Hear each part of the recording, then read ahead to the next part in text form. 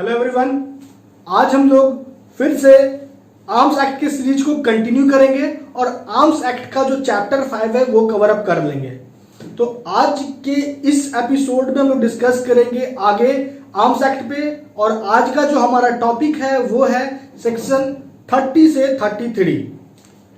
इससे just previous lectures में हम लोगों ने सेक्शन 1 से लेके सेक्शन 29 तक कवर अप कर लिया है। मैं आप लोगों से एक बात बोलना चाहता हूं कि अगर आप जब भी वीडियो को देखो तो सीरीज को साथ देखो, ताकि आपका उस सीरीज के साथ ही आपका जो सब्जेक्ट है कवर हो जाए। और ये जो सीरीज है ये बिहार एपीयू एग्जाम के पर्सपेक्टिव से काफी इंपॉर्टेंट है सभी जुडिशियल एस्पायरेंट्स के लिए जिन्होंने बिहार एपीयू के लिए अप्लाई किया है।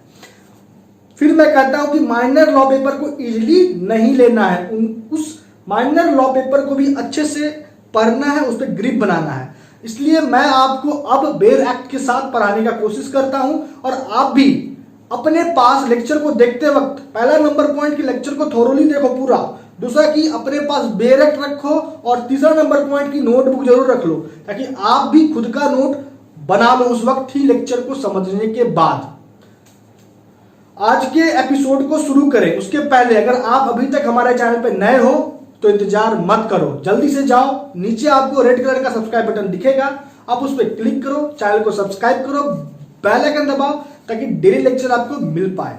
अगर आपको कोई भी समस्या है लॉ से जुड़ा हुआ तो आप मुझे कमेंट बॉक्स में कमेंट जरूर करो, या मुझे आप इंस्टा पे फॉलो करो और इंस्टा पे बताओ। इंस्टा का लिंक आपको मिल जाएगा डिस्क्रिप्शन बॉक्स में। तो चलिए बिना समय गवाए स्टार्ट करते हैं आज के लेक्चर को।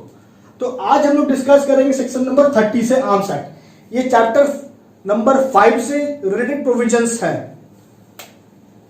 सेक्शन नंबर 30 कहता है कि पनिशमेंट, क्योंकि चैप्टर 5 मैंने अपने जस्ट प्रीवियस वीडियो में कहा है आर्म्स एक्ट का जस्ट प्रीवियस कि चैप्टर 5 डील करता है ऑफेंस एंड पेनल्टी से रिलेटेड प्रोविजंस पे। तो पनिशमेंट रिलेटेड प्रोविजंस के बारे में अगर पूछा जाएगा आपसे सवाल कि किस चैप्टर में है आर्म्स एक्ट का, तो आपको जवाब देना है चैप्टर 5।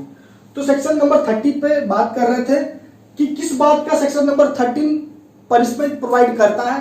तो कहता है कि अगर कोई व्यक्ति लाइसेंस जिस कंडीशन पे ग्रांट हुआ है उसको कॉन्ट्रावेन करे, बेर एक्ट है, आप देखो मैं भी पढ़ता हूं, आपको समझाने की कोशिश करता हूं कि बेर एक्ट को भी कैसे पढ़ना है। तो कहता है कि whoever contravene any condition of a licence, अगर कोई भी लाइसेंस जिस कंडीशन पे ग्रांट हुआ है उसको कॉन्ट्रावेन करे, या फिर इस एक्ट के किसी भी प्रोविजन को कॉन्ट्रावेन करे, या आर्म्स रूल्स में जो रूल्स है किसी भी रूल्स को कॉन्ट्रावेन अगर कोई व्यक्ति करता है, और उन सभी बातों पे दैट मीन इन सभी बातों पे कोई पनिशमेंट नहीं है आर्म्स एक्ट में या आर्म्स रूल में, तो फिर उस व्यक्ति को जो सजा होगा सेक्शन 30 के अकॉर्डिंग होगा।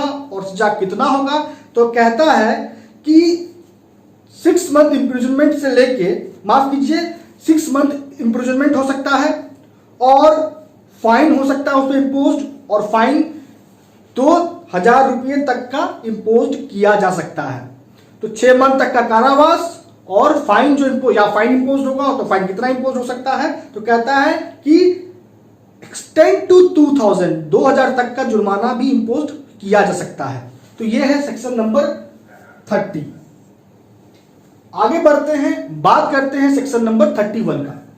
सेक्शन नंबर 31 में सजा है सब्सिक्वेंट ऑफेंस का, मतलब कि अगर किसी व्यक्ति ने एक अपराध किया और फिर से उसी अपराध को रिपीट किया, तो फिर उस अपराध का जो भी सजा था दूसरी बार अपराध करने के लिए उस सजा का दुगना सजा होगा। ये आप नोट करा, डबल पनिशमेंट मिल जाएगा उस ऑफेंस का अगर उसी ऑफेंस को व्यक्ति दोबारा रिपीट करता है। तो यही है सेक्शन नंबर 31 का कंसेप्ट आर्म्स एक्ट। आगे बढ़िए, बात करते हैं सेक्शन 32। सेक्शन नंबर 32 का, तो सेक्शन 32 काफी इंपॉर्टेंट है क्योंकि यहां पे प्रोविजन अलग है। सेक्शन 32 में किस बात पे पॉइंट पे प्रोविजन है, वह है कॉन्फिस्केशन, जब्त कर लेना। तो आइए देखते हैं, आपके पास बेर एक्ट है, देखते हैं क्या कहता है बेर एक्ट। कहता है कि अगर कोई व्यक्ति को कन्विक्ट किया गया इस एक्ट के अकॉर्डिंग किसी भी अपराध के लिए, अब वो अपराध किसी आर्म्स एम्यूनिशंस के रिस्पेक्ट में ही है, तो फिर कहता है कि जो ये कन्विक्टिंग कोर्ट है इसका डिस्क्रिशनरी पावर है, वो फर्दर इस बात पे निर्देश दे सकती है, that is further direct that the whole, पूरा या कोई भी पोर्शन उस आर्म्स या एम्यूनिशंस का, या कोई वेसल्स या कोई व्हीकल या कोई भी मीन्स ऑफ कन्वीनियंस, यातायात का कोई भी जो साधन है, या फिर कोई भी रिसेप्टेकल्स या कोई भी वस्तु, थिंग्स, ठीक है, जिसमें आर्म्स एम्यूनिशंस को रखा गया था, इसका इस्तेमाल किया गया था छुपाने के लिए, तो उस आर्म्स एम्यूनिशंस को कन्फिस्केट करने का निर्देश दे सकती है कन्विक्टिंग कोर्ट। या कन्विक्टिंग कोर्ट कौन सी कोर्ट है? तो जो ट्रायल कोर्ट है, कोर्ट ऑफ फर्स्ट इंस्टांस। तो कन्विक्शन के वक्त ऐसा निर्देश कन्फिस्केशन का दे सकती है under section 32 of the arms act. अब इसका जो प्रोवाइजो है वो बहुत इंपॉर्टेंट है। प्रोवाइजो कहता है कि अगर व्यक्ति का जो कन्विक्शन है वो अगर सेट असाइड हो गया, अपील में हो या अदरवाइज मीन्स टू से कि मान लेते हैं एग्जांपल रिवीजन का, तो फिर अपील या रिवीजन में अगर कन्विक्शन सेट असाइड हुआ तो जो ऑर्डर पास हुआ है सबसेक्शन 1 के अकॉर्डिंग वो वॉइड हो जाएगा। ये है प्रोवाइजो 32 का। आगे बढ़िए, देखते हैं सबसेक्शन 2। सबसेक्शन 2 कहता है कि जो पावर मिला है ट्रायल कोर्ट को सबसेक्शन 1 के अकॉर्डिंग कॉन्फिस्केशन का ऑर्डर जारी करने का, वो पावर अपीलेट कोर्ट या रिविजनल कोर्ट भी एक्सरसाइज कर सकती है। तो ये हो गया whole and sole concept section 32 का। ये अलग था कंसेप्ट, इसलिए मैंने आपको पूरा बताया। आगे देखते हैं, बात करते हैं सेक्शन 33। 33 कहता है ऑफेंसेस बाय कंपनी।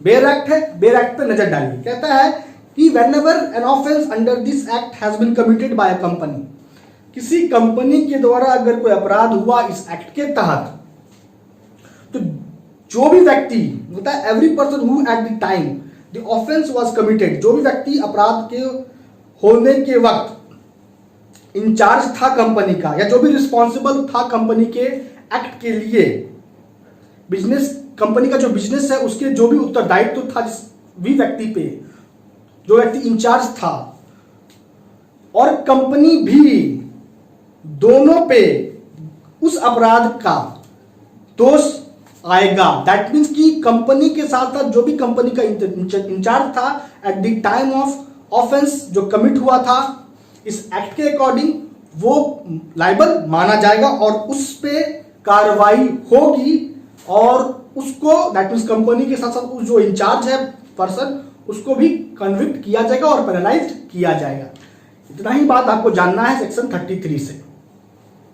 तो दोस्तों आज का लेक्चर को हम लोग यहां तक ही कंक्लूड करते हैं, यहां तक में। तो हम लोगों ने आज के लेक्चर के साथ chapter 5 of the arms act को भी कवर कर लिया और आज हम लोगों ने सेक्शन 30 से 33 तक को देखा इस एपिसोड में।